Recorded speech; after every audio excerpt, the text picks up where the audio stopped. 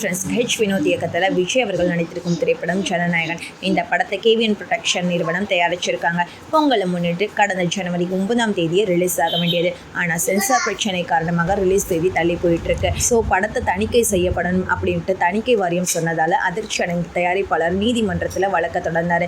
அதன் பின்னர் 1 மாத காலம் வழக்கு உயர்நீதிமன்றம், உச்சநீதிமன்றம் அப்படின்னு மாறி மாறி போச்சு. தயாரிப்பாளருக்கு ஆதரவாக தீர்வு கிடைக்கல. இதை அடுத்து கடந்த பிப்ரவரி 5ஆம் தேதி படத்துடைய தயாரிப்பாளர் தணிக்கை வாரியத்திற்கு எதிரான வழக்கை நீதிமன்றத்திலிருந்து வாபஸ் வாங்கிட்டார். மேலும் மறு தணிக்கைக்கு விண்ணப்பித்திருந்தாங்க. அதே நேரம் படம் உடனடியாக மணித்தேர்க்கை செய்யப்படலை.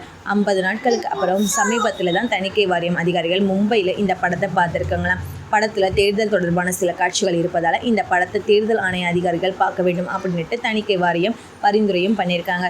இந்த நிலையில தான் இந்த படத்தில் வரும் சில வசனங்கள் மியூட் பண்ணியிருக்காங்களாம். மேலும் பல காட்சிகளை தூக்கிட்டாங்களாம். கிட்டத்தட்ட 30க்கும் மேற்பட்ட காட்சிகள் கட் செய்யப்பட்டுள்ளதாகவும் அப்போது தான் படத்தை ரிலீஸ் பண்ண விடுவோம் அப்படின்னு சொல்லியிருக்காங்களாம். வேறு வழி இல்லாமல் ஜனநாயகன் திரைப்படத்தில் 30 காட்சிகள் நீக்கப்பட்டிருக்கான். ஆனால் படம் ஓடிடியில் ரிலீஸ் ஆகும்போது முழுமையாக ரிலீஸ் ஆகும் அப்படின்னுமே சொல்லப்படுது. ஸோ மேலும் பார்த்திங்கன்னா இந்த படத்தை வர சட்டமன்ற தேர்தலுக்குள்ளே ரிலீஸ் பண்ணணும் அப்படிங்கிற